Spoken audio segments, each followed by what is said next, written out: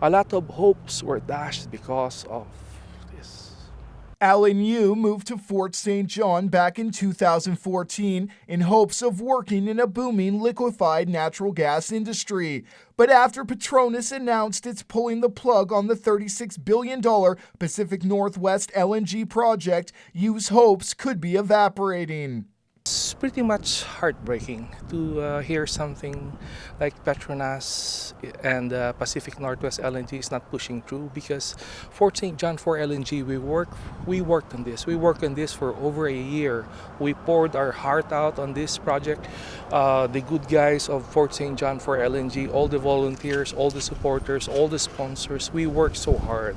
The news comes just days after Premier John Horgan's NDP government was sworn into power. This is about global market pricing. This isn't about anything else other than Petronas looking at that long-term reality of what's happening on the international market. But Yu says there's more to it, and other countries are still able to make a profit from LNG, like the US and Australia, despite global market numbers.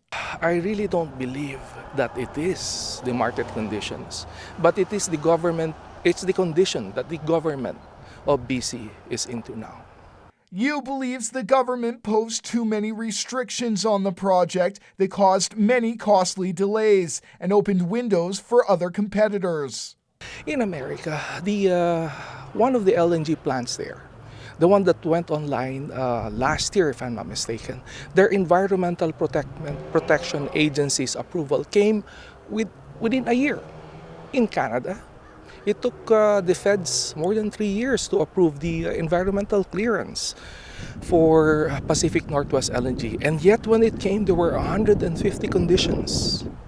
And when the NDP came into power, well, we saw a little hope that when Horgan said that he is for LNG. However, for Pacific Northwest LNG, there would be conditions again. And these conditions lead to delays, and yeah, you miss the window.